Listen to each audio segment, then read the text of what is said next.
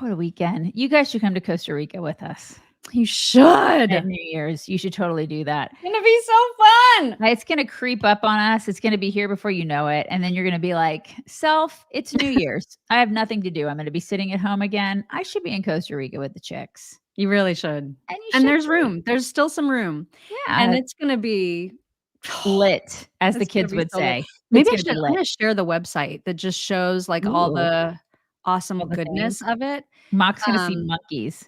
Oh in my God. Costa We're all Rica. going to see monkeys. We're I all don't going to know. see monkeys and sloths. Are you going to make me see monkeys? Really? Yes, of course I am. God. And we're going to hold sloths and we're going to pet sloths and maybe hold monkeys. And call them George. We're going to call them George. We're going to call them George in Costa Rica. Yes. So anyways, you should come to Costa Rica with us. I mean, look at all the stuff, you guys. So like there's a whole itinerary on this website of all the different things that we are going to do with you every single day. I mean, there's something going on every single day. It'd be super fun. The resort's really beautiful. I'm looking forward to it. We're going to, and our families are going to be there. It's going to be fun. It's going to be like a family time. You can bring your kids, all that kind of stuff.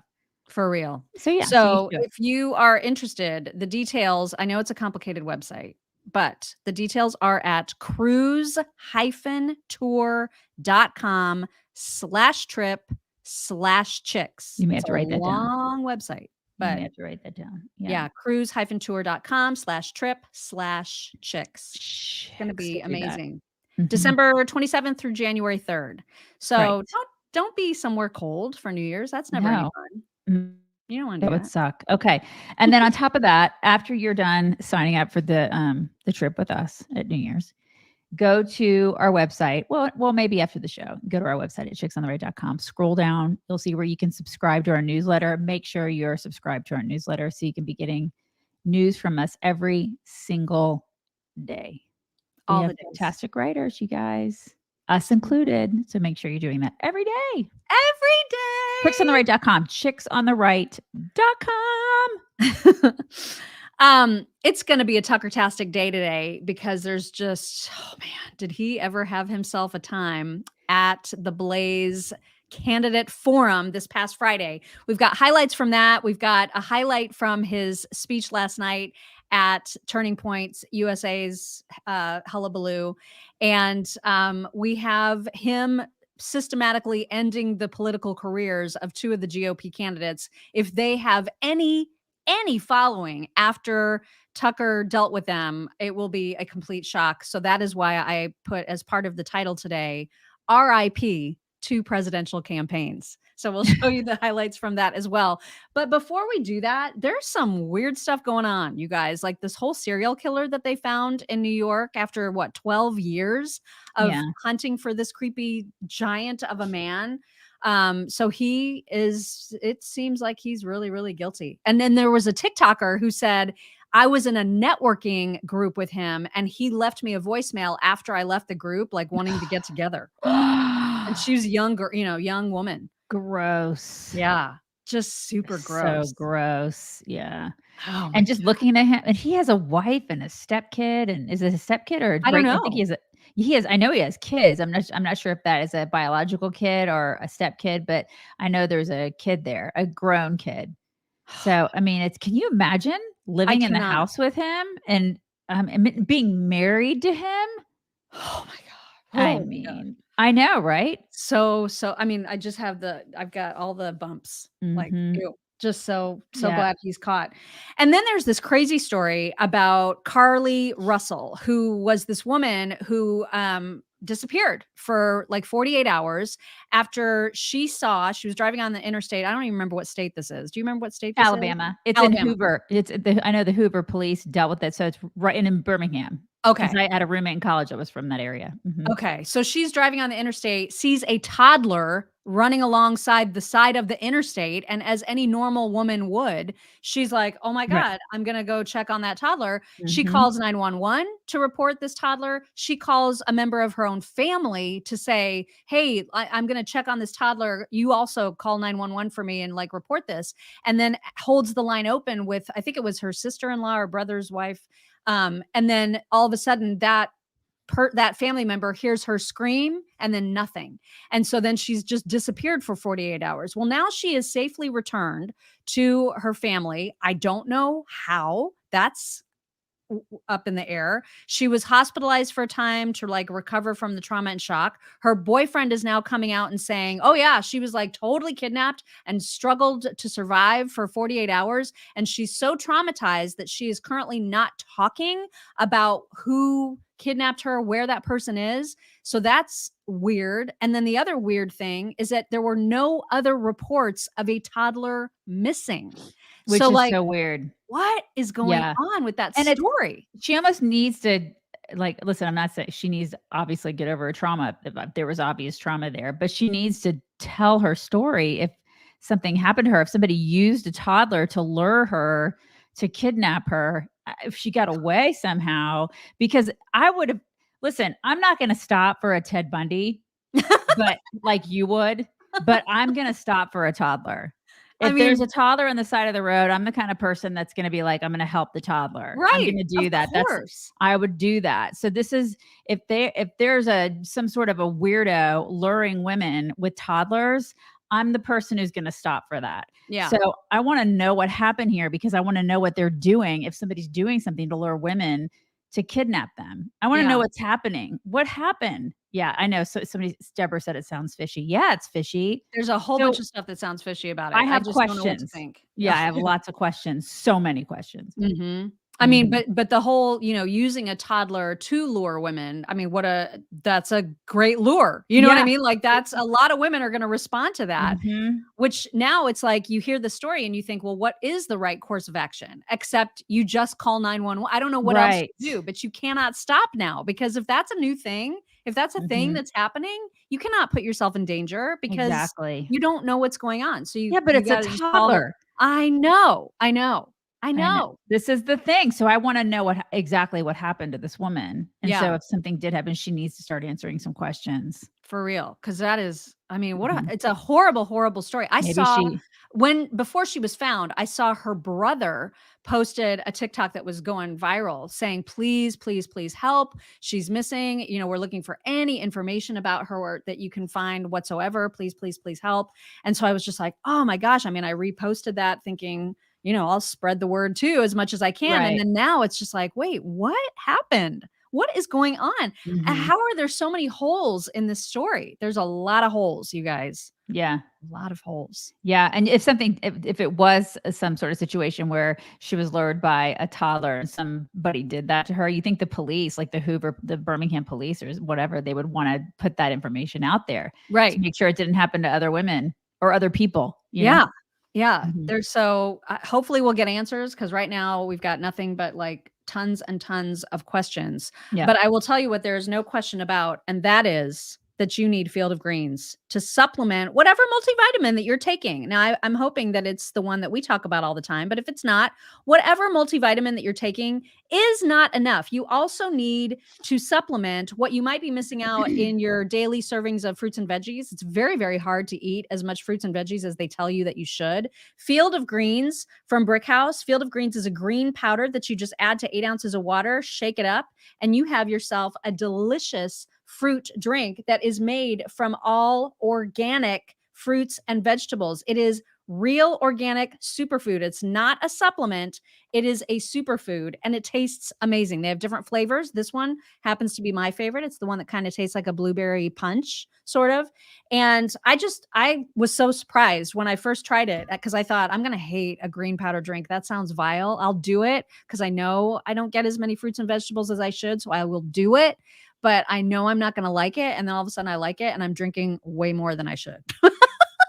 And that's not, you don't want to do that. You don't want to OD on the Field of Greens. Okay. I know it's delicious, but just mind your quantities when you start it. And if you are interested in starting it, you'll get 15% off of your first order when you use code CHICKS at FOGchicks.com. That's FOG, Field of Greens, FOGchicks.com, and then use code CHICKS to get that discount. I think there's even a deeper discount on subscription orders. So if you find out, and you will, you're going to find out how much you like it, and you're going to be like, I need this in my life, and you're going to get a subscription. You can get a discount on that too. FOGchicks.com. See this shirt I'm wearing? This is a super old shirt, but I put it on this morning and I was like, you know what? Every time I wear this shirt, I remember that that video that we did about the hole in my shower when I was getting my shower remodeled. Do you remember Yes. the raccoon story? Yes. And so I pulled this out of the closet and I was like, oh my God, I should repost that. So for our local supporters and our Facebook insiders, I posted it this morning. Maybe it's new to some people, or maybe it's just sort of a, flashback for others, but it is freaking hysterical, especially you with the goat. Oh my God. I barely remember that. I'm going to have to watch it. Great. It's from years ago. It's from years ago. It's back when we were together at WIBC. So we're in the office together, and I die laughing every time I watch it.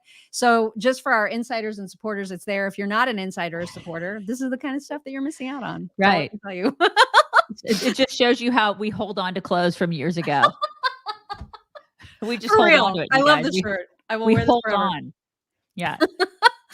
All right, let's get to Tucker and the Blaze Candidate Forum, the presidential candidate forum that was hosted by the Blaze. It was on YouTube all afternoon on Friday. It was hours and hours and hours, like almost 9 hours, I think, of coverage. Now, I didn't watch it all the way through, but I did watch every single candidate interview in full. And I tried to pick the best parts for everybody because there were some doozies. There were some doozies, you guys. there were some careers, at least some presidential campaigns completely ruined. Yes. The other day. Yeah. And then that's why I said 2 campaigns I think were utterly destroyed. Yeah. One of them was not going anywhere. No. Asa Hutchinson. Are you kidding me? Oh my God. I feel like 2 of them really weren't anyway, and they were just solidified. Those 2 were just solidified the other day. Yeah. Yeah. So I wanted to share a little bit from everybody because there were moments with every single person. And so we'll start with some of the less momentous interviews that took place. Tim Scott, I think, was the first to be interviewed by Tucker. And what I loved about it, I don't have this clip, but there were a couple of different times Tim Scott did not sit still. Like, he was up out of his chair, working the room a lot, and leaving Tucker kind of behind him going, I'm over. He's I'm like, interviewing you. Hello. Just like, you're a spaz. Can you sit down? Total spaz. Yeah, you're and spaz. he would put on the church voice. You guys remember Coming to America, Arsenio Hall, when he would be the preacher? Yes. That is who Tim Scott sounded like. He gets the real growly voice, It's so funny.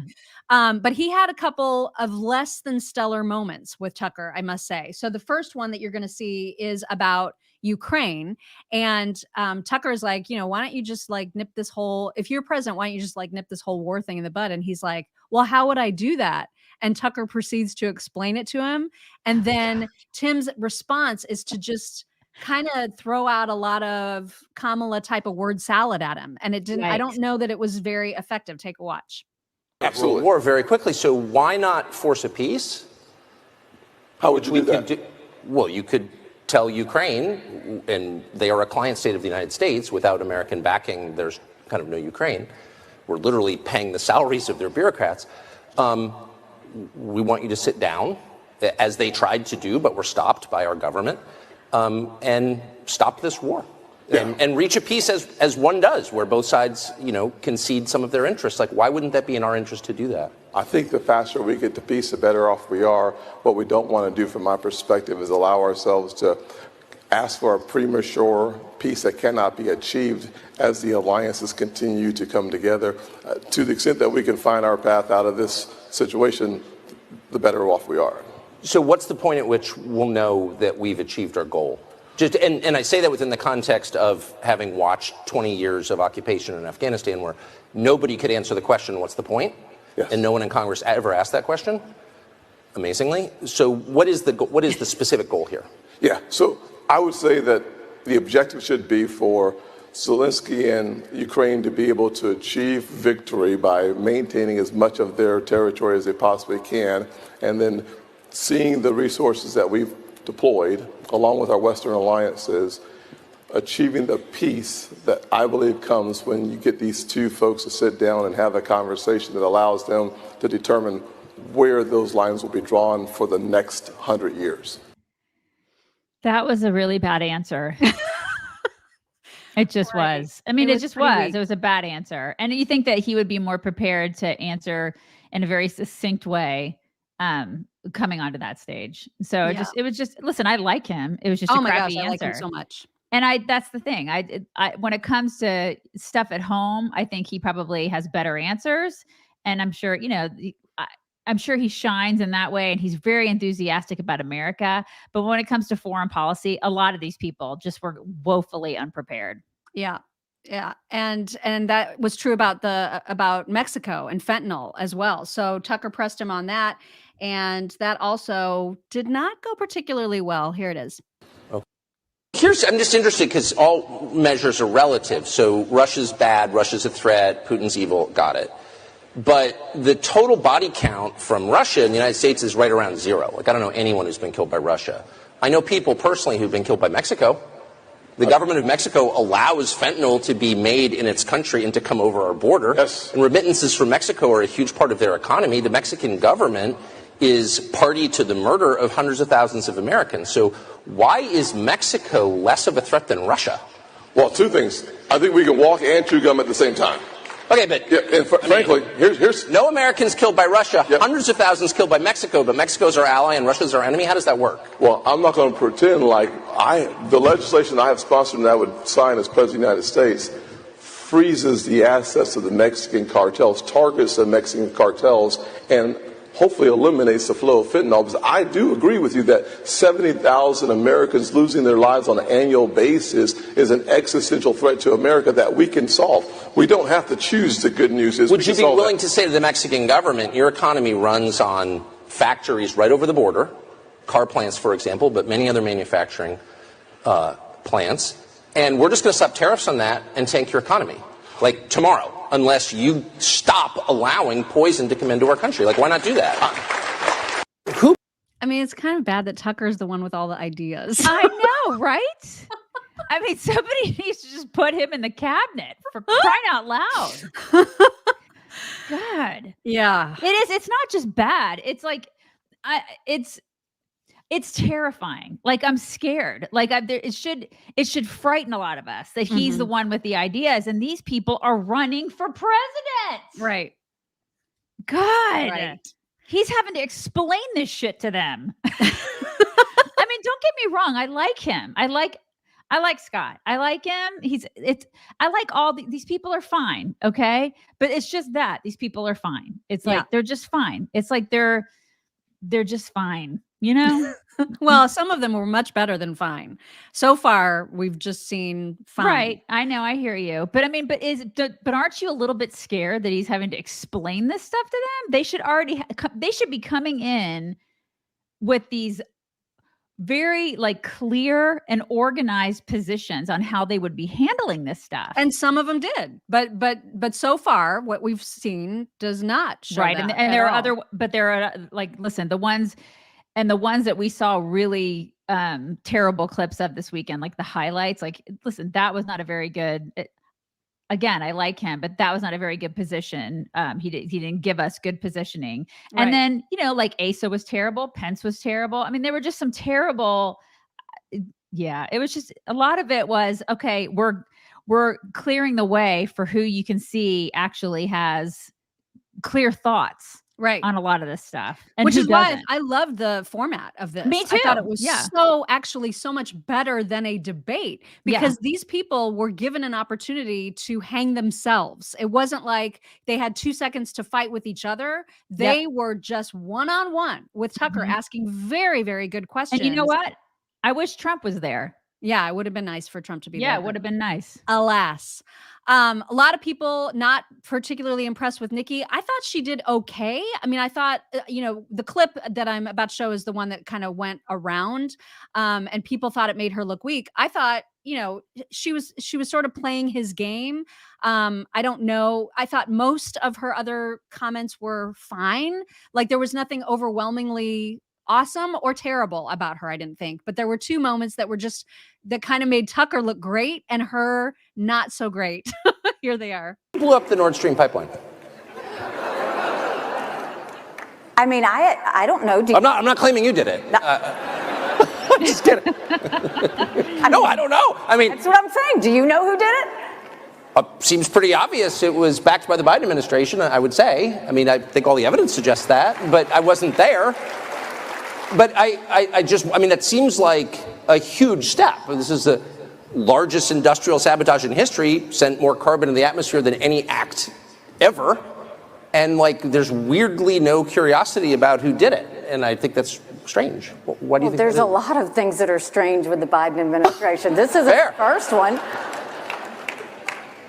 I guess what I'm really saying is, if you were running against the Biden administration, to do something like that and shaft our closest allies in the world, which would be Western Europe, and deprive them of the energy they need to run their manufacturing sector and destroy their economy, which it is in the process of doing, like, that's a major sin to have done something like that. You just betrayed our allies, and no one on the right is accusing the Bidens of what they clearly did. So I don't know why. I mean, the format of this is just awesome. Yeah.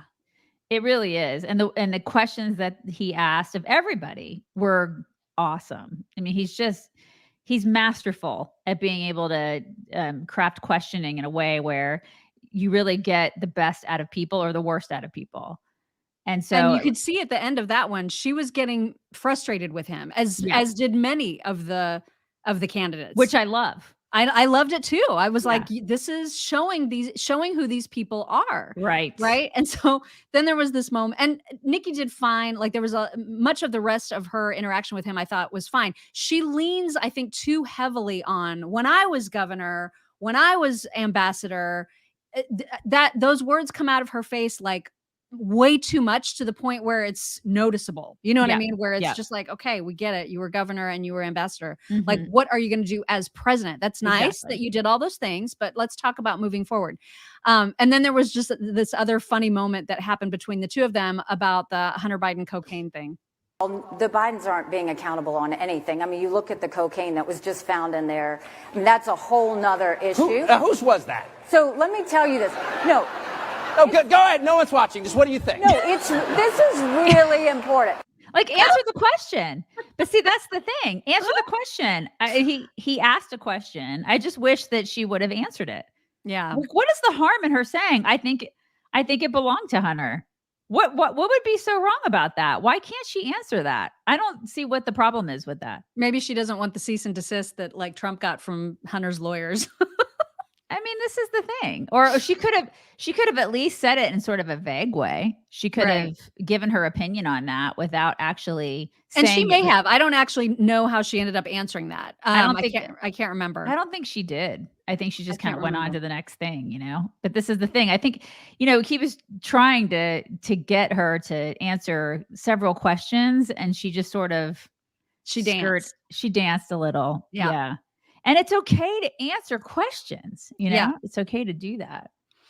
I'm going to go back. Like, I think the way that we'll show these is like, we'll do a little bit of the not so great, and then we'll do a little bit of the great, and then we'll do some not so great, and then some great. And then like the worst for last is, I think, the order that I think makes the most sense for this. But before we get to Vivek, who I thought was fantastic, we need to remind you guys about getting information about how you might want to expand your financial portfolio with Birch Gold. So you can easily get information about why that might be something you might be interested in by texting the word chicks to 989898. That's what's going to get you your free information kit.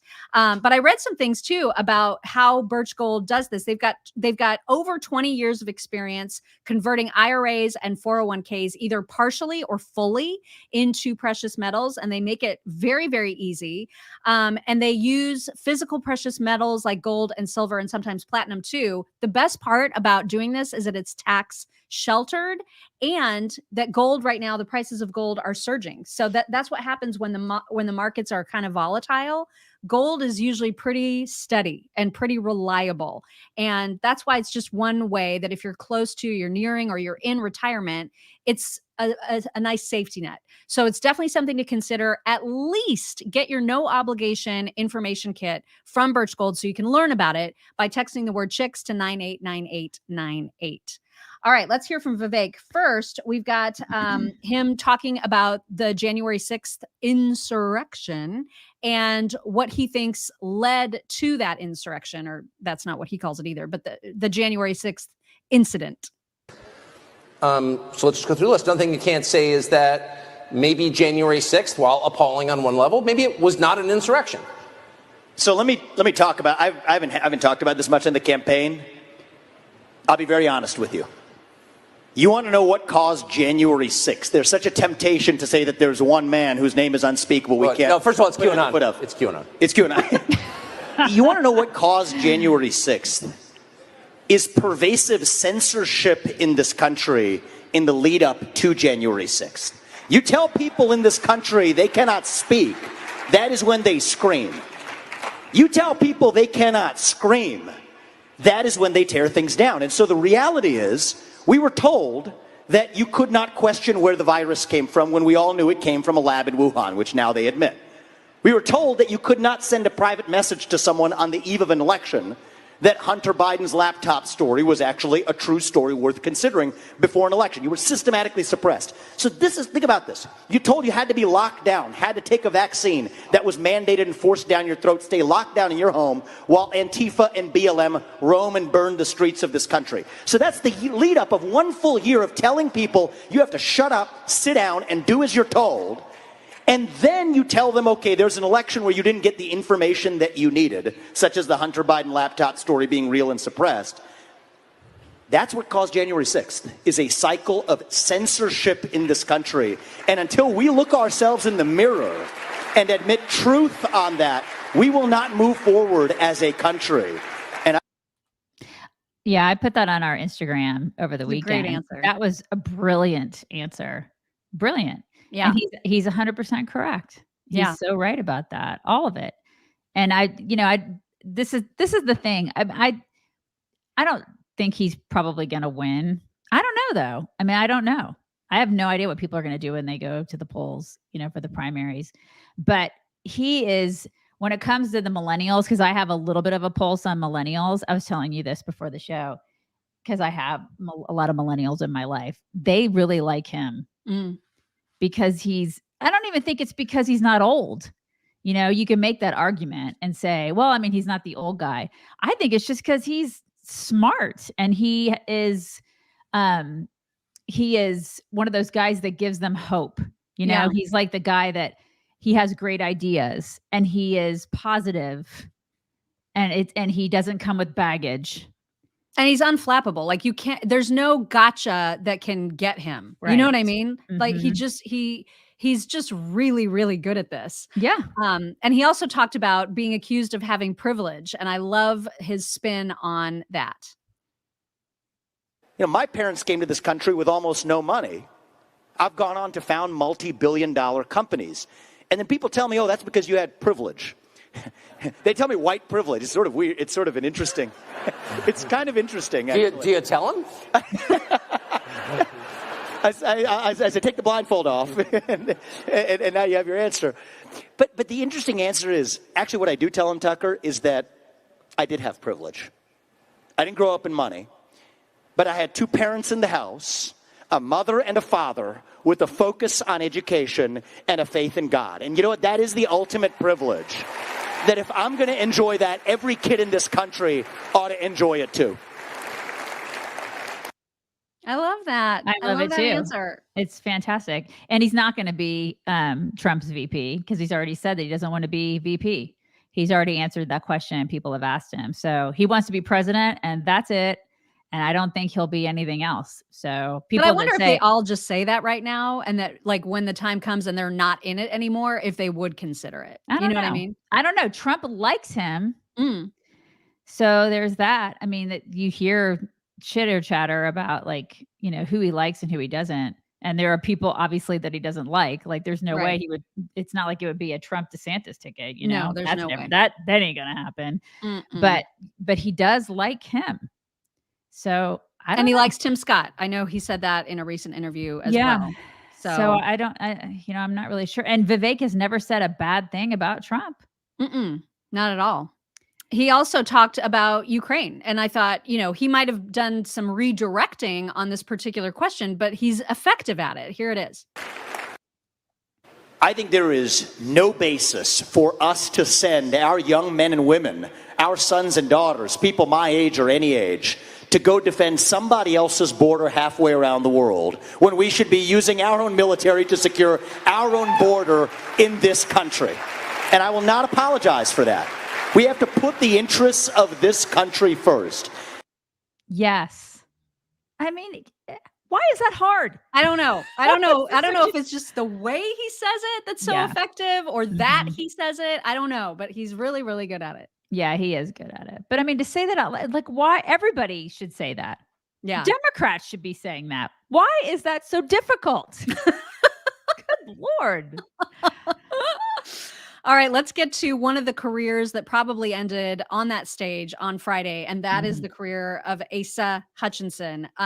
Tucker wanted to talk to him about the fact that he had vetoed a bill that would have prevented like mutilation of, young people's sexual organs, essentially, in the name of transgender ideology. So Tucker really wanted to talk to him about that and get to understand why he had vetoed it. And it got very, very contentious. And Asa Hutchinson had no business getting mad at Tucker when he could hear very easily that the audience was completely with Tucker about this. And the point where he was like, I hope at some point we talk about real issues. Tucker was like, this is a real issue. And no, so you didn't. Yeah. things got very, very contentious. Here is the first part. Sided with parents as well. But how is it treatment? I guess that's my question. If you have a child who's born a boy, I want to become a girl. He hasn't gone through puberty yet. He's say 10.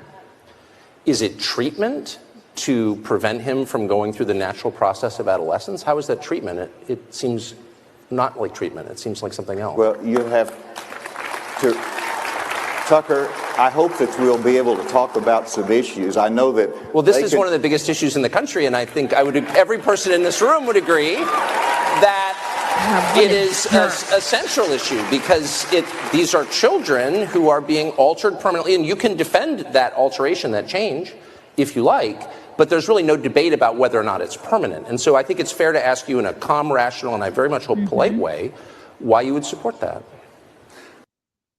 Well, I didn't say what I supported, I said what I vetoed. And whenever you look at children and what they're challenged with in life, I think it's important that in the most sensitive issues that parents are able to guide them through that challenge. And so I don't like the schools pushing transgenderism. I don't want the schools, for example, when President Obama issued the order from the Department of Education that you ought to have bathrooms in the schools that the children can choose what their gender is and go to which bathroom they think they are that day.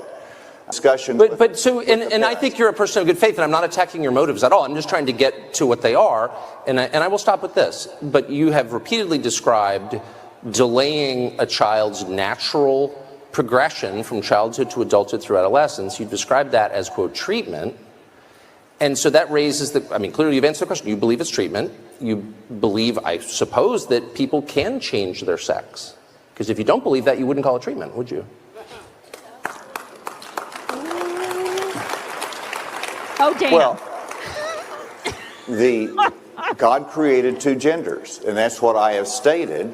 And whenever you look at the decisions on that, no, I don't support that. I wouldn't make that decision in my family about changing genders. And I don't believe that taxpayers' funds should be used for transgender surgery or treatment through Medicaid or Medicare or in our military. I said that is not consistent with the law.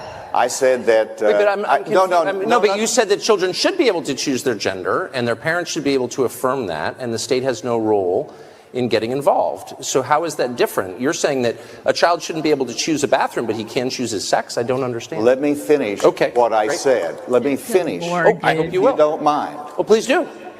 And the finish is that I told Obama they were wrong. I said it publicly that the school districts can ignore that guidance. How many? just was so not okay. He just needs to go. He just needs to go away now. I mean, Oh my he God. has zero chance to be president. So why is he doing this?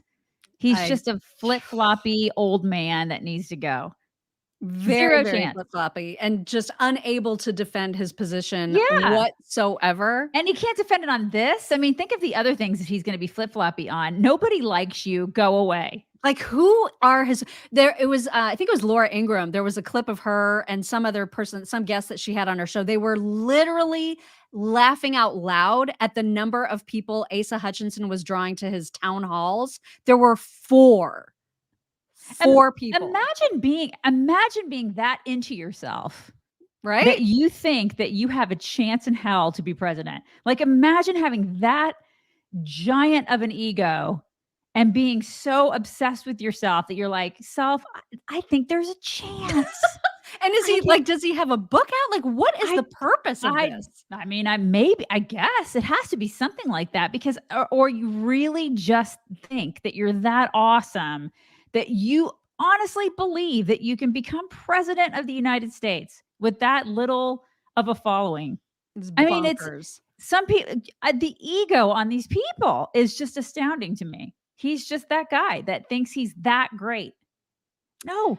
There was also a moment where Tucker wanted to talk to him about his stance on vaccines. And this video has been slightly altered at the end. I think it'll be very obvious how. I said it publicly that the school districts can't ignore that guidance. How many COVID shots did you take, and how do you feel about it now, in retrospect? How many COVID shots did you take? 0. The greatest. Take that, Asa. Right.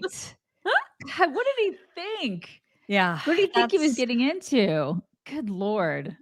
Bye. That man's candidacy was effectively ended on Friday. Right. Just go now. Bye-bye. Just go. Like, just stop trying to raise money. Stop spending money, which is basically your own money at this point. Yeah. Just go now. Just Bye-bye. please stop. Mm-hmm. DeSantis was also there and saw a lot of comments on Twitter that people were very, very excited about how he answered questions. They were very excited about his energy level. There were all these people, and I've never understood the criticism of him that's like, he has no personality. I think he has plenty of personality. I've never really understood why people say that about him. And I think he shows a lot of personality in these clips. The first one is about Californians coming to Florida and the exodus and how he feels about that. It's interesting. Take a listen. Governor, and I was born and raised in Florida. I had never seen a California license plate in the state of Florida in my life. And all of a sudden we start seeing California plates. My supporters are like, uh-oh, who are these people? Because remember, I may have won by 20 points in November, but usually Florida races were 1%. So if you bring in 50,000 Californians, 50,000 people from New York, all of a sudden it could be a blue state. We would have supporters go to supermarkets in like Palm Beach, find every New York or New Jersey license plate, put a flyer in the windshield and say, do not vote down here the way they vote up there. But what ended up happening was, I think we drew people who believed in what we were doing. It wasn't just these were liberals who just wanted no state income tax. There may have been some of those, but I think most of these people said, you know what? Florida's a free state. I'm not dealing with these lockdowns. Florida has kids in school. I'm not going to not have my kids be able to be in school. Florida has a 50-year low in the crime rate. I don't want to see rioting in my neighborhood. So there were a whole bunch of reasons why people did it, but the political orientation of it actually turned out pretty good. So you're getting the good ones. We're getting good ones. And you know what? We're converting people too. I mean, that's, I think, something that we have to do as a movement. You can't just preach only to the choir. I want to get some other people who may not have voted Republican in the past and get them on our team. And we've done that in Florida in record numbers. And I think it can be done across the country. We're up against a movement that is parroting woke ideology, that their message to the American people is that men can get pregnant. Really? That you should swim on the men's swim team for 3 years, switch to the women's team, and you can be the women's national champion? Most people don't buy that. And so I think we have an opportunity to really capture a lot of voters by representing a platform of common sense and sanity and traditional American values. Yeah. All the Californians keep going to Florida. Stop coming here to Texas. Yeah. By all means, just keep going to Florida. We're sick of seeing you here. No offense. Well, Florida keeps getting New Yorkers too. So they already have Yep. their, they've got their stuff, the blue people to deal with. We have enough crazy here in Texas. We got enough of your crazy. Keep moving. Yep. He also talked about how important it is to fill positions within his cabinet and within the various, open positions that are executively filled right when you get there, having a really good sense of who you need on your team, and also about firing people that you don't want on your team. Here's what he said. Need that. That's going to happen. So I think a couple things. One, there are thousands of positions in the executive branch that are appointed by the president.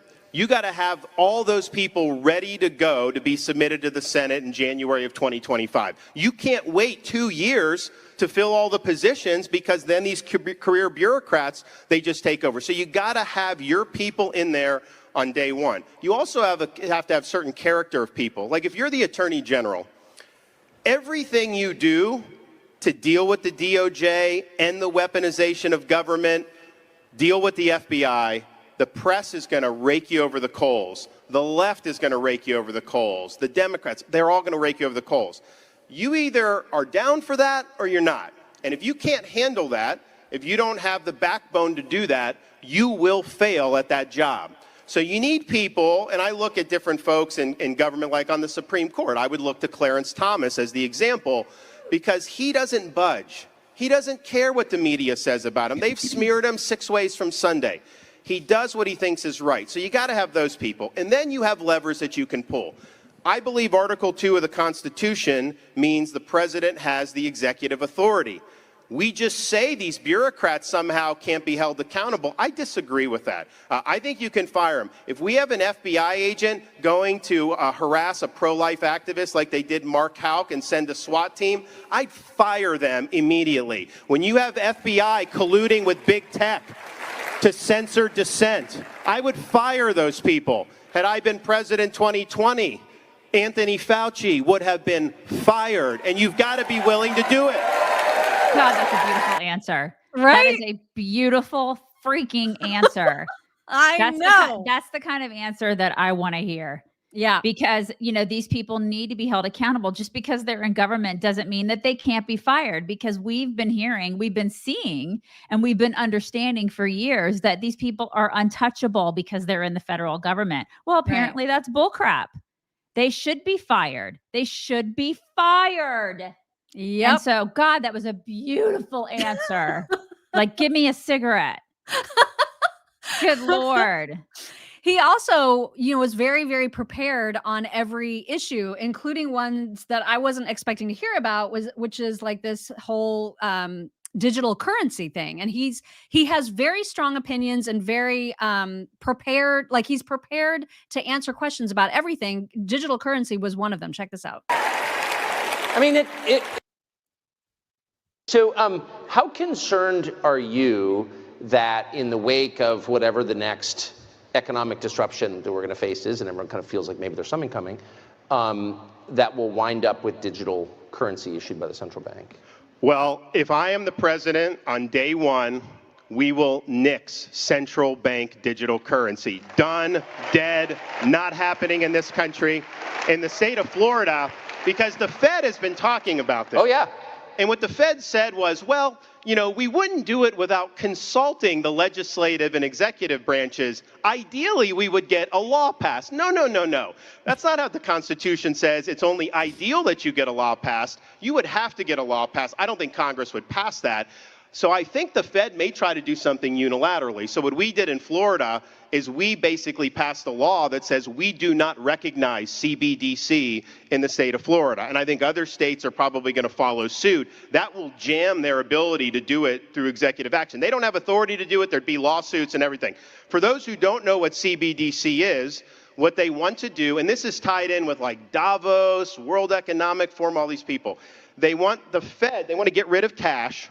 They want no cryptocurrency, and they want this to be the sole form of legal tender. And they have said this publicly at like Davos and these other places. It will allow them to prohibit quote, undesirable purchases like fuel and ammunition. And so the minute you give them the power to do this, they are going to impose a social credit system on this country. CBDC is a massive threat to American liberty.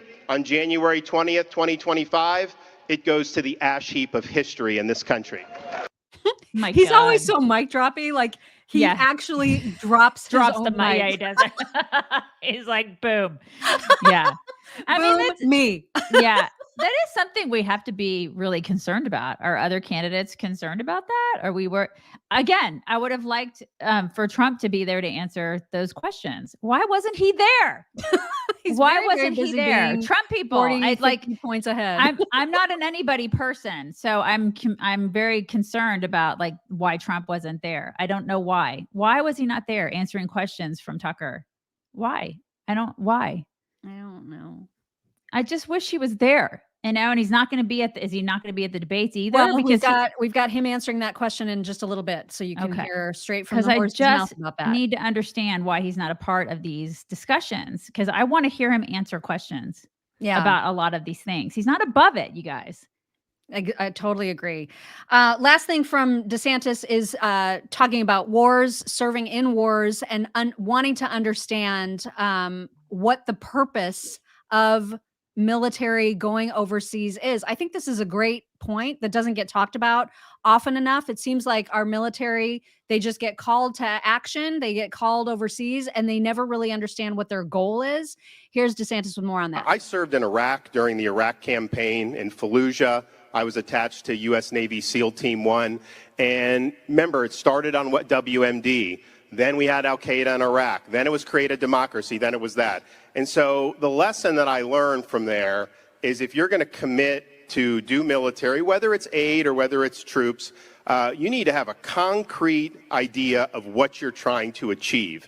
And so from the time I got out of the sandbox and landed back in the United States 15 years ago until the present, I've always felt that. And so my critique of the DC foreign policy elite is that they are doing a blank check policy without telling us when we will have achieved our objective. And I believe that today, and I believe that then. Now, because you dissent from the DC foreign policy elite, they then try to smear you and say, oh, you must be for Putin. I've always thought Putin's a bad guy. I still think he's a bad guy, but that's a separate question for a leader who's got to look at the world in very clear-eyed glasses. You know that it's not all peaches and cream out there, and you have to make a judgment about what's in America's national interest. And so that's the position that I believe, and I also believe that I wish the DC elites cared as much about our border as they do about the Ukraine-Russia border. Because there's people pouring into this country. Mm-hmm. We have people dying from fentanyl overdose. The cartels are running the show. And what I've said is this is something on day one. Declare a national emergency, mobilize all resources, including the military, stop the invasion, yes, build the wall, but most importantly, authorize the Border Patrol, authorize our military to deal with the cartels. If they're breaking into our country, bringing product, if I'm in charge, that's going to be the last thing they do because they're going to end up stone cold dead. Amen. Another mic drop. I wish they cared about our border, our cities, our money. They don't care about any of those things as much as they care about those things with other countries. Right. Like, what the hell? It's crazy. Gosh. That's the perfect segue into the Pence stuff because, wow. He just says it, right? Like he just says he does not care. It's absolutely incredible. I do want to address, I saw a lot of people saying that the YouTube feed dropped. Apparently it's back. I don't know why that happened. I have no idea. They don't like us. It's because they're saying policy violations, but if that's the case, I don't know why we're back. So I don't exactly know what's going on. Hopefully that is back. And if it's not, if you guys have trouble, then you can always find us on Locals. You can find us on Rumble. You can find us on Twitter, on all of our Facebook channels. So we are in all different kinds of places all of the time. So just please check there. All right, let's get to Pence because this was absolutely extraordinary. So Pence is visibly visibly angry with Tucker throughout most of this. He tries to like do that smirky thing that he does when he's clearly uncomfortable to make it seem like he's in on the joke. He gets very, very angry, and it does not do him any favors. They first talk about voting machines and voting rights, and it's just he's not interested in playing with Tucker and joking around with Tucker on this issue, which just makes the whole exchange super uncomfortable. Here it is. State to do this. I'm somebody that believes that you ought to be required to give a picture ID when you go in to vote. We ought to have voter ID in every state in America. But with regard to voting machines, I would tell you we had them in Indiana, but in Indiana and elsewhere, they produce paper ballots. Recounts were taken in states around the country. And I think it's absolutely essential that we do everything in our power to restore public confidence in the one person, one vote principle at the heart of this republic. Why not just get rid of electronic voting machines and call it a day, and then we don't have to debate it? He didn't like that. He just got showed up. Well, I would certainly be open to that. Is there a downside? Oh my God. But what I believe, Tucker, is that states govern elections. States ought to conduct our elections. In fact, our founding fathers debated this at the Constitutional Convention. I was there. I was there when they debated it.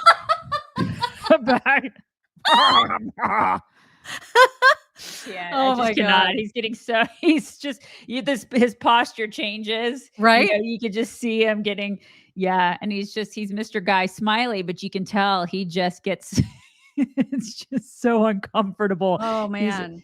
It's not, they don't like not one okay. Another. They do not like one another at all. You can just feel the tension. But I don't think they didn't like each other before this. Like, I don't know that there was animosity before this interview. Well, probably not. But like, you just tell. But they are not friends now at all. And it just got worse. So next they talk about Ukraine. This is the moment, this is the clip in which there's that incredible moment that Pence admits just not being concerned about what's going on in our own country. Sorry, Mr. Vice President, I know you're running for president. You are distressed that the Ukrainians don't have enough American tanks. Every city in the United States has become much worse over the past 3 years. Drive around. There's not one city that's gotten better in the United States. And it's visible. Our economy has degraded. The suicide rate has jumped. Public filth and disorder and crime have exponentially increased. And yet, your concern is that the Ukrainians, a country most people can't find on a map, who've received tens of billions of U.S. tax dollars, don't have enough tanks. I think it's a fair question to ask, where's the concern for the United States in that? Well, it's not my concern. Oh my God. Tucker, I've heard that routine from you before, but that's not my concern. I'm running for president of the United States because I think this country's in a lot of trouble. I think Joe Biden has weakened America at home and abroad. What in the world just happened there? Oh my God. And he's doing the whole like breathing through his nose like a bull thing. He's doing that. It's like, dude, and it's because he knows that he just completely screwed up. Like he got called out. I'm not concerned with America. I'm concerned with the Ukraine. I'm concerned with that. I'm concerned with this war. I'm concerned with being a warmonger. Wow. It's like, there you go. You just showed your true colors and you got called out by Tucker on a stage and you're angry and you're pissed off that that happened. Yeah.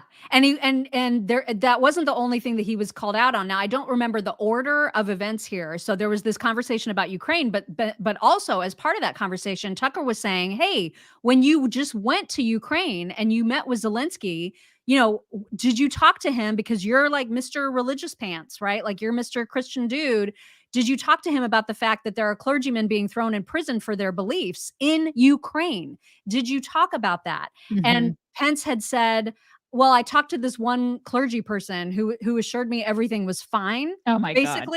And Tucker was not having it. Here's that exchange. Would you, may I ask, would you be, and I believe you have a good faith position on this, and we have disagreements on it, but I want to just, I can't let you elide over the question of the treatment of Christians. And I know, I heard and that would again, you be, Tucker. well, no, but hold on. Would you be problem is you don't accept my answer. I just told you that I asked the religious leader in Kiev if it was happening. You asked me if I raised the issue, and I did. And I'm saying I also raised it with the Ukrainians, and I was told that there are religious leaders who have been working with the Russian military that is murdering people by the thousands. Okay. I mean, Tucker, look. Wait, but hold on. Don't you think... Let me explain to you what I think our national interest is there. I would think you would have greater concern for religious liberty in Ukraine. And I'm surprised I told you I raised the issue of religious liberty. No, you spoke to one person who's clearly on one side of it, and there are many, many news reports that are not disputed by anybody that many clergy have been arrested in Ukraine. And I'm merely saying I may not agree with their views. I'm not Russian Orthodox, but you can't arrest clergy for having different views, period. Because if you do, you violate the basic tenet of religious liberty. I want to be clear with you. I won't stand by it. I won't stand for it.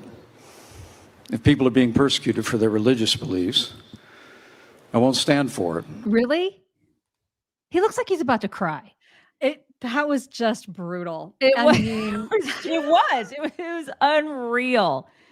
At the end there, he looked like he was about to cry. Like he just wanted to get off that stage. Oh my God. He was so uncomfortable. And he probably should. He should just get off the stage. He should get out of like running for president. He should just stop entirely. He should withdraw completely. Because he's done. Man.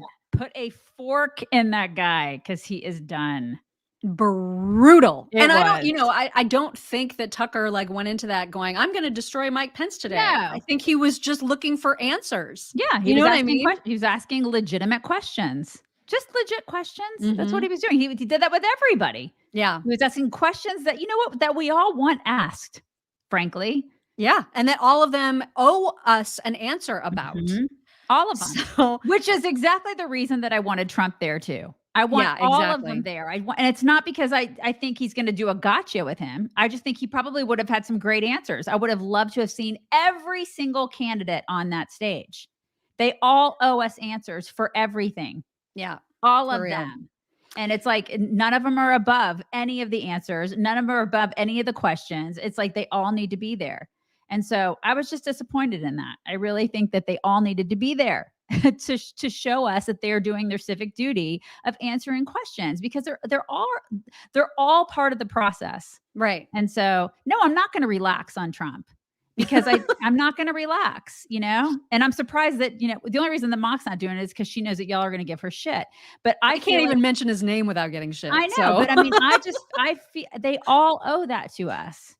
And they do. They absolutely do. Tucker already interviewed him. That was a huge forum that I wanted to see him do that. I mean, he owes it to me, man. It's like, because I'm the one who stumps for him. I'm the one who sticks up for him here. And so I was just really disappointed that he wasn't there. Makes me mad. Well, and we'll talk about, his stance on whether or not he's going to attend the debate. Today's show is going to go long. I just need to tell everybody that today because there's so much to cover.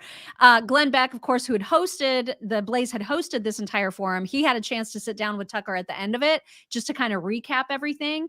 And so they first were kind of giggling about how poorly the whole thing went for Asa. Here that is. You ask Asa Hutchinson, you're defending giving hormones to kids as treatment. And he's like, well, I'm not defending it. Really? I think you are.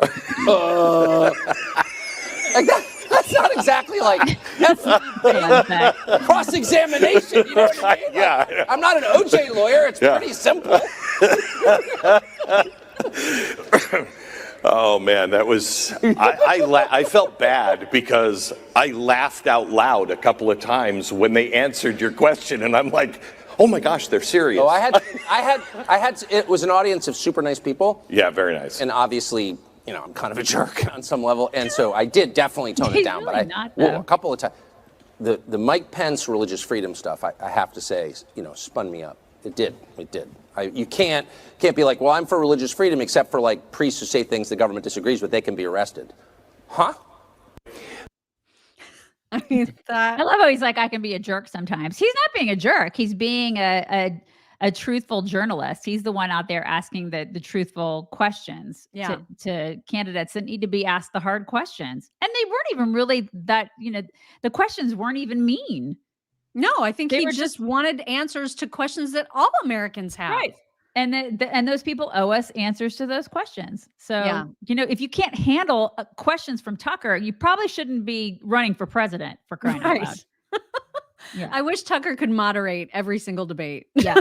I really do. Glenn also asked him, like, did you wake up this morning feeling like you were going to end the careers of anybody? And here's that exchange. When you got up this morning, did you imagine that you would see not one, but two presidential candidates light themselves on fire in front of you?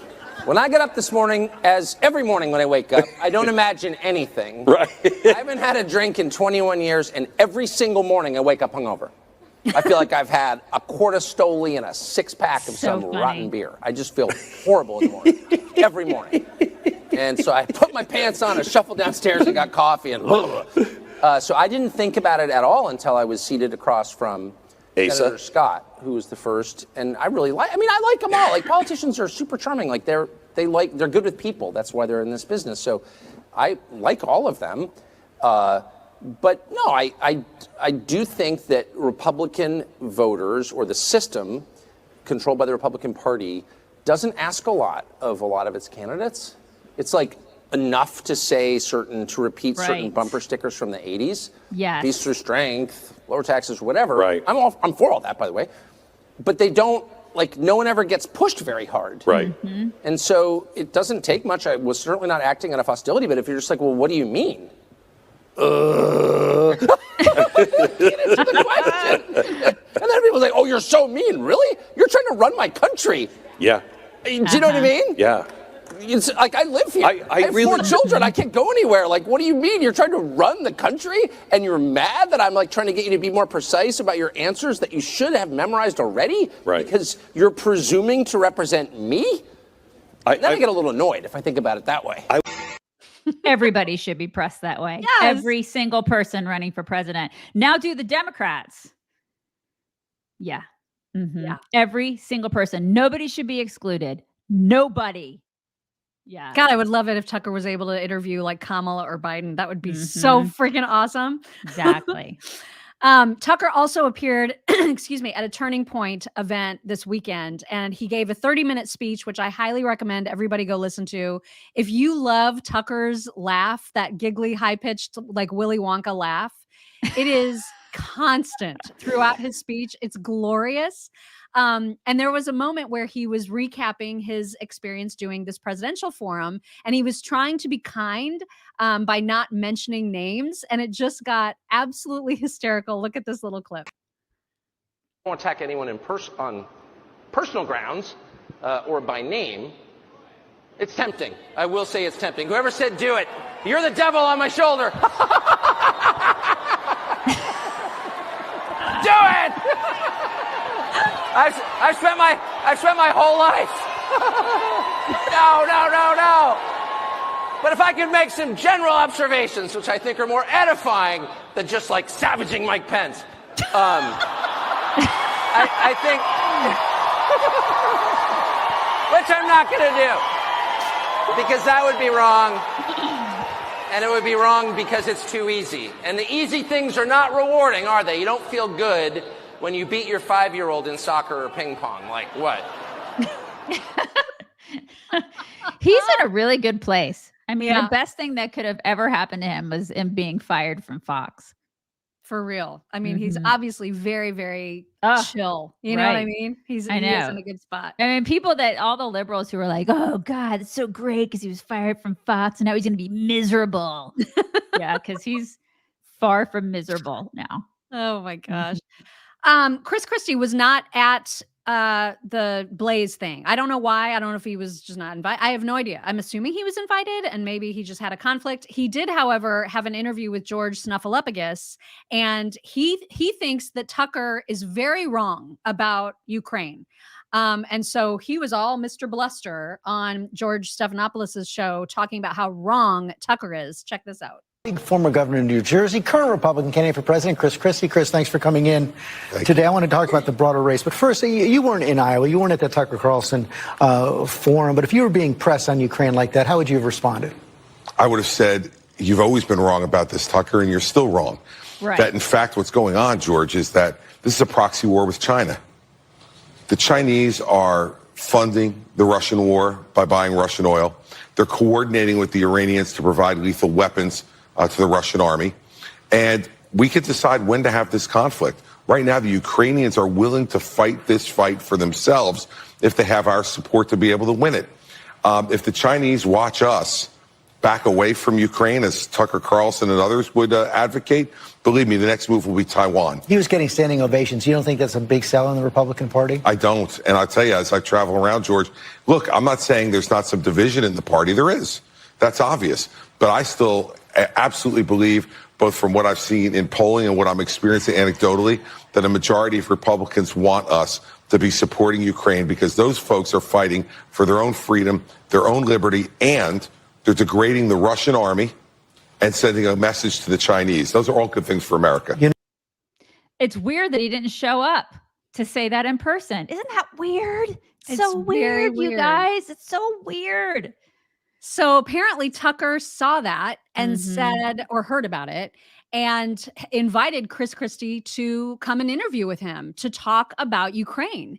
And Christie said no. Oh, he turned it down again. Yeah. Oh. And so that's why Tucker tweeted about it. He was just like, I hope he changes his mind, but like, yeah, because he doesn't want to answer to this. He doesn't want to have that conversation in person. That's just weird, considering he's such a big, strong guy that wants to fight all the time, right? Yeah. He's just he's a big, boisterous, I can take you on, put him up. He's that guy. Right. But he doesn't want to like sit down with the Tucker Carlson, That's just, don't you guys think that's weird? It's pretty weird. It's pretty weird. Mm-hmm. Trump. Okay, let's talk about Trump did an interview with Maria Bartiromo, and she asked him specifically, are you going to go to the debate? So we'll get to that clip first. I want to begin with the state of play of this election, with now the election over a year away and the first GOP primary debate a month or so away. Will you be on that stage? Are you participating in the upcoming debate?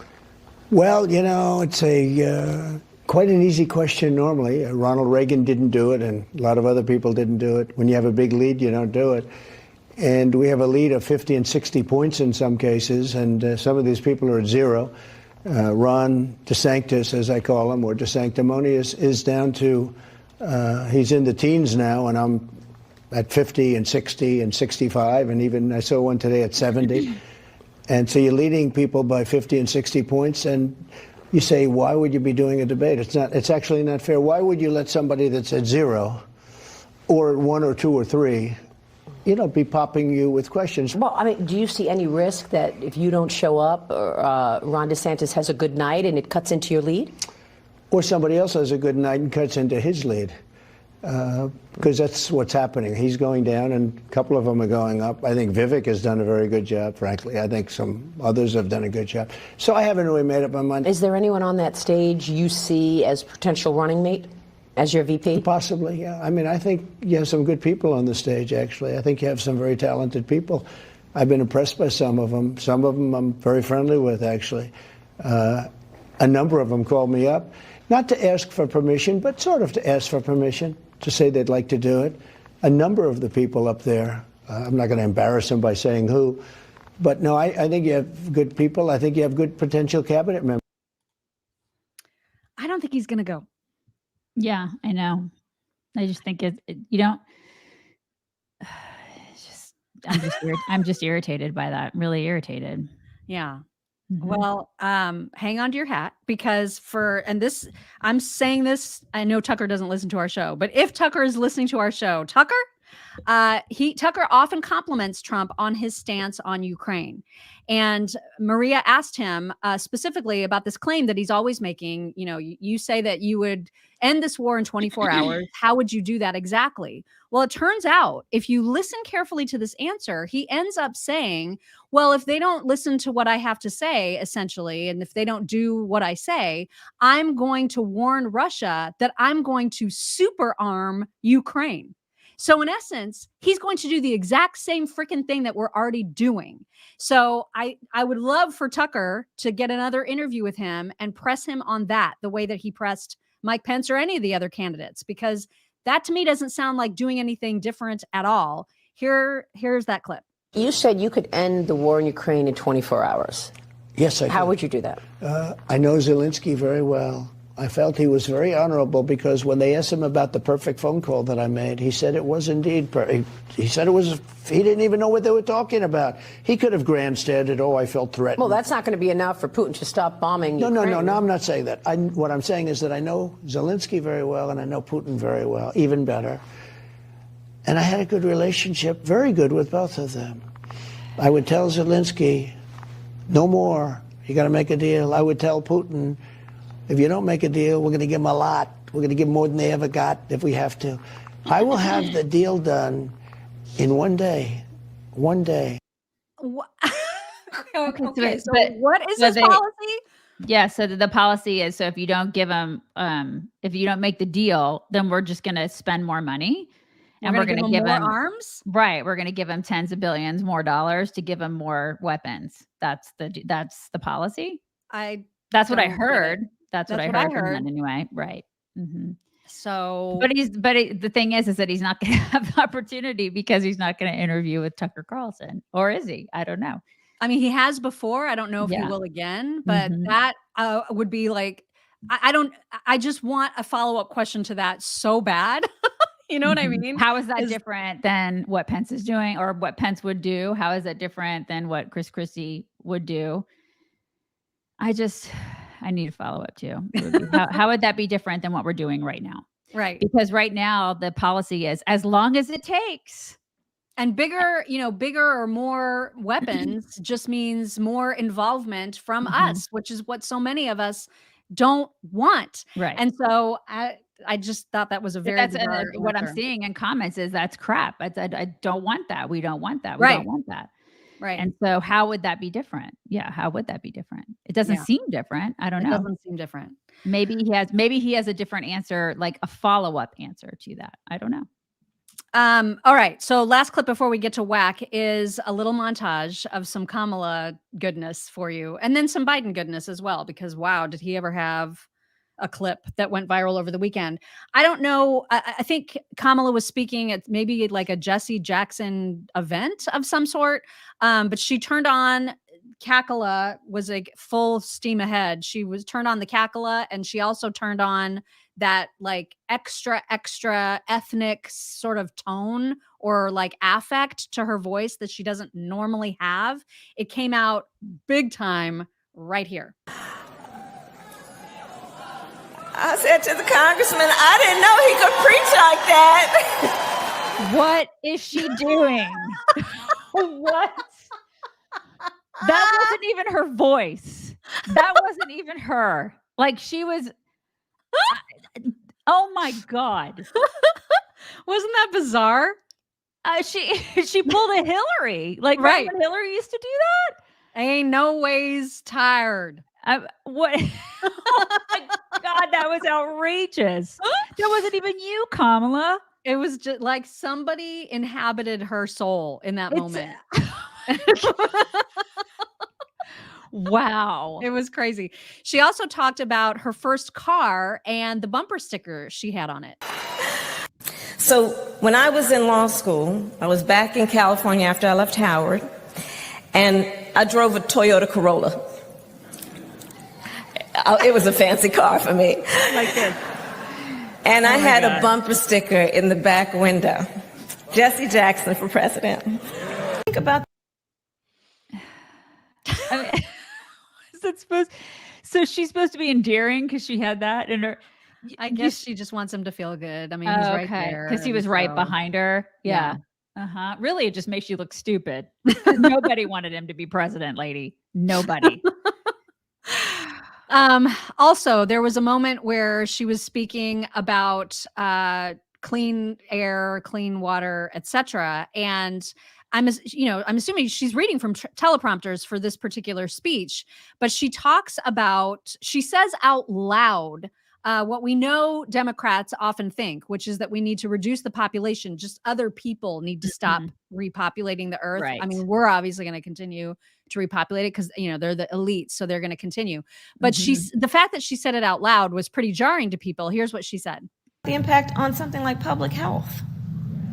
When we invest in clean energy and electric vehicles and reduce population, more of our children can breathe clean air and drink clean water. When we reduce the population. Reduce the population. They've been trying to do this for years, right? Think of all the things that have happened over the past couple of years. And it's like, are they trying to reduce the population? I think so. It's just, she said it, right? She said it. It says, so you were telling me that they changed the transcript because it was so the crazy. Question is, did she misread the teleprompter? Because the actual transcript says reduce pollution, not population. So she either misread the teleprompter or they're covering for her. Okay. You know what I mean? I don't know which one of that is. It was like a slip. So she said the bad part out loud. Right. Yeah. And then they're back, or they may have just or she actually read it the way she probably just said the bad part out loud. And that's kind of what I think too. And she misread it. Yeah, she misread it. But she's probably heard it in backdoor meetings so many times. Yep. That she just said the bad part out loud. That's probably what happened here. Whoops. Whoopsie. Oh my goodness. Said it out loud. Yeah. Also, Joe Biden got caught sniffing another baby, and it is so freaking creepy that it was going viral over the weekend. He's trying to eat this baby off. The kid is scared. Look at her. It's going to play out. Hang on. Keep your kids away from Joe Biden. Right. Gross. So gross. And that mom sucks. Yeah. That mom's like videotaping the whole thing. He's trying to eat that kid. And the mom's like, I'm going to tape it. I would have been like, get away from my kid. I don't care who you are. God, creepy old man. God, he's so weird. So creepy. Also, I hate to make this the last clip before WAC, but I think it's important that everybody hear it because as much money as everybody's been reporting their second quarter fundraising amounts. And so I think Nikki Haley reported like 7 million. Ron DeSantis reported like 20 million. Trump is at 35 million. But you guys, here is how the Democrats are doing. Mike, the White House is touting a major campaign accomplishments. And what can you tell us about the whopping second quarter fundraising?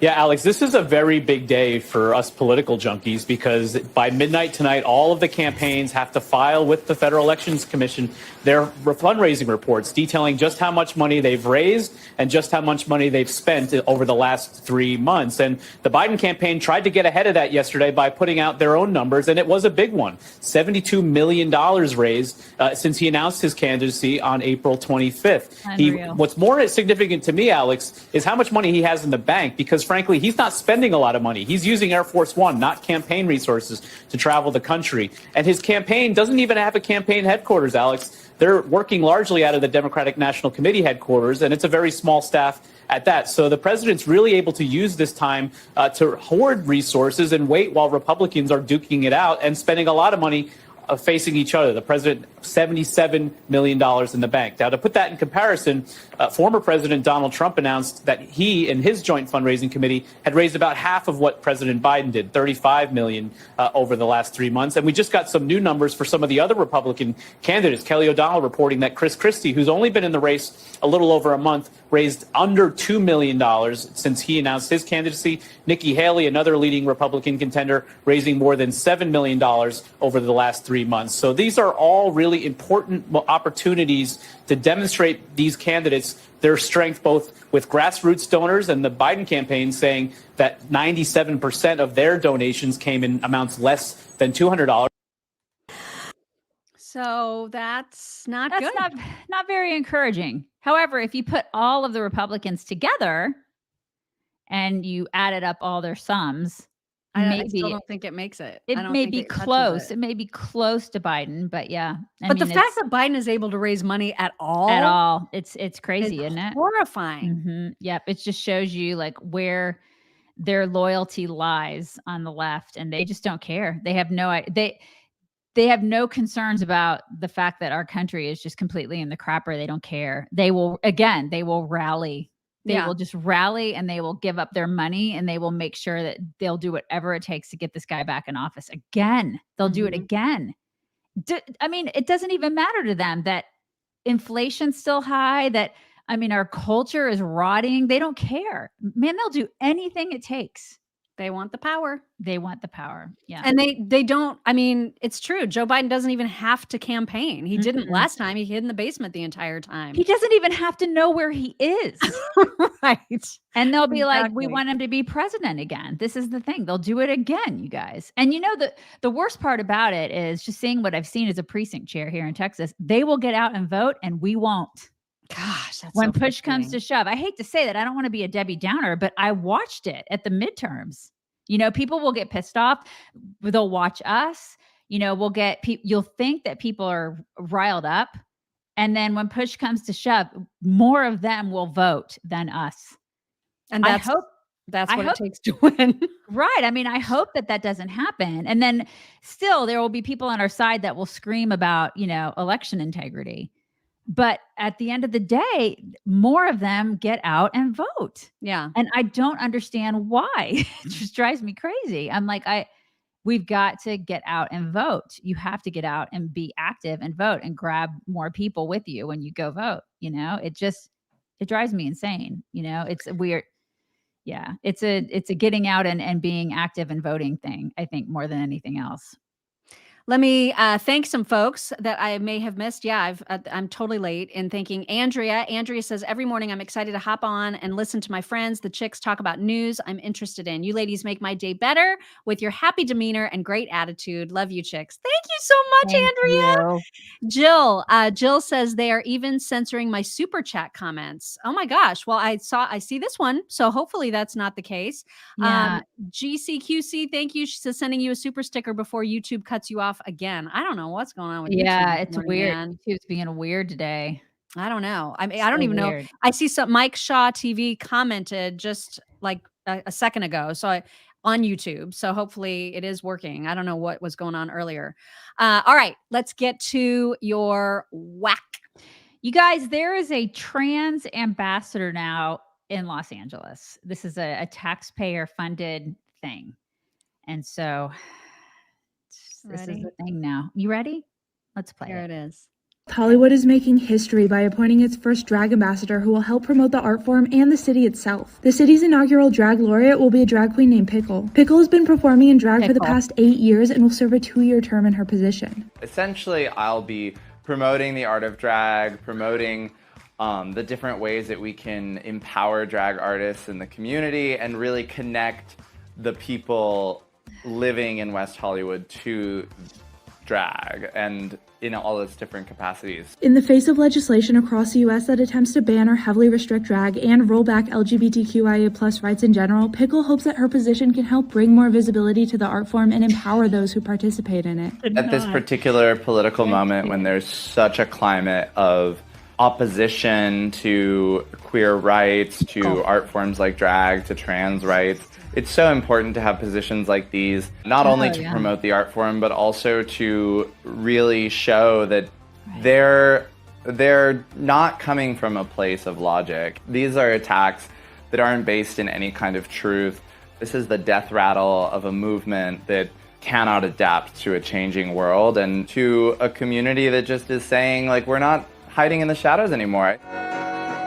Pickle is the United States' second drag laureate. The first is Darcy Drellinger, who was named San Francisco's drag laureate in May. Drellinger will work with Pickle to help show her the ropes of the position. Pickle will begin her term on July 1st, but will be officially inaugurated on July 16th. I've always thought of what are sort of unconventional spaces that we can introduce drag to, like working in museums. I've partnered with the Academy Museum to present original Pride programming in these galleries, and bringing drag into more theatrical spaces and venues, and bringing drag into libraries with Drag Story Hour. There's all these different ways that I think we are getting to explore the art form. And so I really want to empower drag artists to explore their talents, to push themselves and to challenge themselves, to really show the world that drag is a powerful, dynamic, and intellectual art It's form. intellectual, you guys. It's so smart. It's so it's like super smart, you guys. It's intellectual. What in the world? It's the second one. They want to expand, and it's taxpayer funded. And especially in places like LA and San Francisco, where they're not shitholes at all. I mean, of course, we're going to make sure that we have a person named Pickle to go in there and be a drag ambassador, because that's effective. It's an effective use of taxpayer funds. Don't you all think? Oh, I mean, why wouldn't we do I'm that? Why wouldn't fine. we spend- Drag queens have their place, and I've enjoyed them at like drag clubs where that's where they belong. Just stay away from kids. That's all. That's all we're asking. It's not a big ask. And do taxpayers need to fund that, really? Right. No, we don't need to be doing that, especially in places where there's poop on the streets. I think they have better uses of taxpayer funds than to fund a drag ambassador. This is outrageous. It's ridiculous. Is Pickle a dill? I don't know if Pickle's a dill. I don't know either. It's not intellectual either, you guys. No. It's so ridiculous. It is not. It is the 20th anniversary of MyPillow, you guys. Is it really exciting? The 20th anniversary? That's 20th really cool. anniversary. So they are celebrating, as they always do, by just making their products more available to people. Right now, the queen size MyPillow is just $19.98 during this 20th anniversary sale. And it's a big enough sale right now that there are huge discounts on all of the MyPillow products when you go to mypillow.com/chicks and then use code chicks. Don't forget that they have dog beds or cat beds. That's right. They for a cat too. Yeah. Do cats sleep on beds? I don't know. You just get the little one. Right. Get the littlest dog bed and say it's a cat bed. It's a pet bed. Yes. Yes. So check out all the specials. There's specials on that too. mypillow.com/chicks. Use code chicks. And of course, that means it is time for some MyPillow talks. I have so many good ones. I don't even know how I'm going to pick, but we are going to start with the most precious story about a baby raccoon ever. Oh no. So here's a story about how this baby raccoon ended up on my boat. So we were sitting on the porch and we noticed something swimming in circles across the lake. No. And sure enough, we pull up to it and there was this baby raccoon right here. He was struggling. He was just about to give out. He couldn't see where he was going. So we get him in the boat and you can just tell how weak he is. He was he was struggling to stay above water. It's okay, buddy. He starts climbing around. Oh, watch the leather. And he eventually climbs up on the pole and he's hanging on. Got some cool pictures of that. And yeah, he was just loving it. And yeah, he waves at the camera right here. Oh my God. My heart. We get him back to the dock and he doesn't want to come off the pole. So off camera, we grab a little towel and grab onto him and get him off the pole.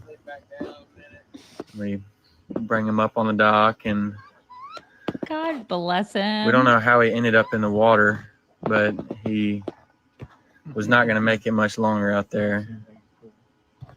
His mama's So gone. we let him play around in the yard a little bit, and he growls a few times, and also he's doing that little cry that you can hear. I think it's him calling for his mom. Oh, bless his heart.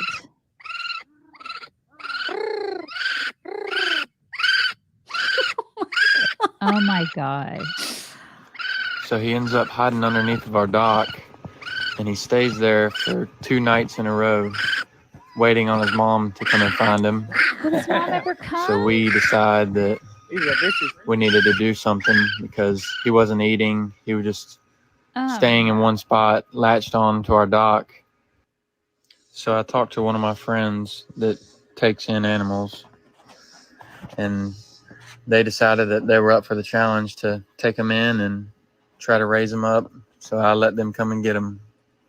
So somebody's got themselves a baby got raccoon. A baby raccoon. Bless Isn't their that the hearts. sweetest? Oh my God. That raccoon mama just left her baby.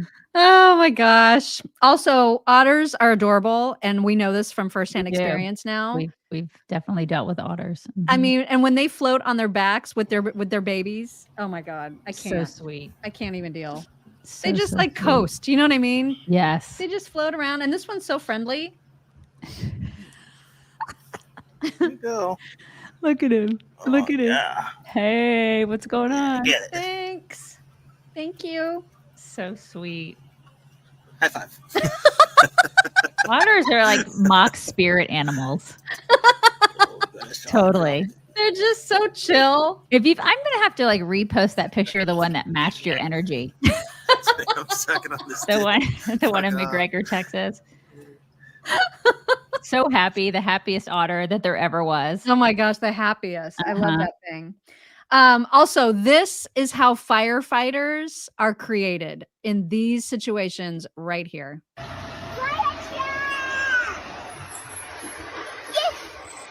Oh, wow. Hi. Hi. Oh my gosh. That kid is so happy. Oh, my gosh. Oh, my gosh, baby. They're doing that for him. I Isn't that cannot. the cutest? Goodness. Oh my gosh. Here you go. That is I'm gonna cry. that is the Give me some love, sweetest. Have a good night, buddy. Oh, thank you. Oh my gosh. That is the sweetest thing ever. Oh, my goodness. The Say thank you. sweetest.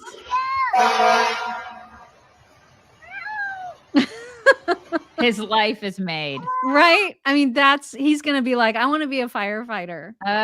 Just the sweetest. So precious. So precious. Also, Uh-huh. I have seen this video. I will show you this video, but I want the record to reflect.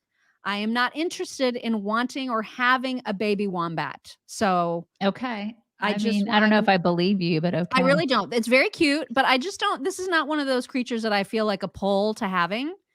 So, Yeah, here he comes. He's struggling. Yeah. Get her, Albie. Show her who's boss. Yeah, Albie got you. He's too quick for you. He's gonna get cute, you. right? It's pretty cute.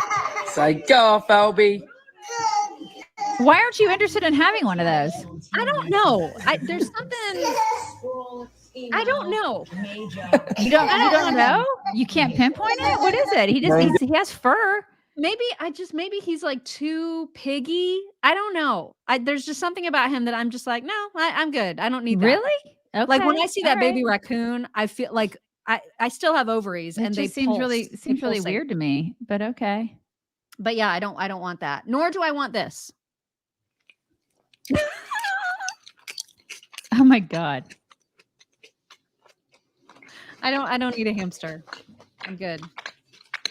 I love hamsters. I've had several hamsters and several guinea pigs. Yeah, I remember we had And- matching guinea pigs. And several gerbils. I've had all of those. I just Mhm. I don't need those. I don't Yeah. need any of those. I just don't. Okay. Also, there are two golf cart incidents that made me laugh so hard today, and one of them was this. Oh my God.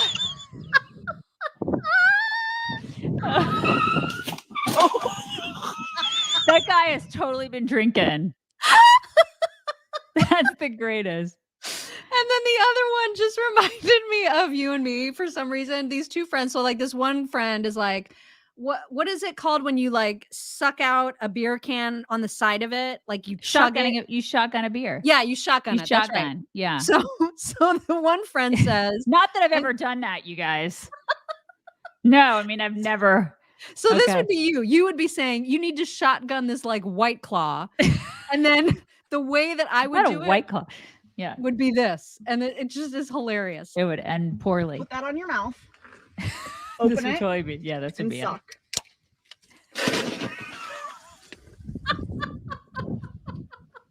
This would that would be us. Yeah. It's the delayed reaction and then the absolutely silent laughter. That would totally be us. Yeah.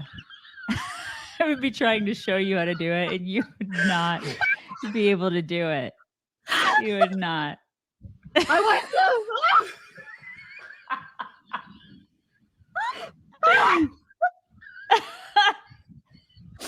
Oh my god. Oh god.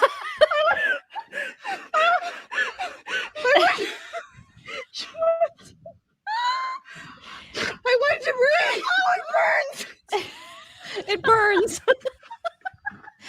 Oh my gosh. I'd have to show you first. I have to breathe through it. Buddy, you know I'm excited. Anyway, those are your talks for today. Those are good ones.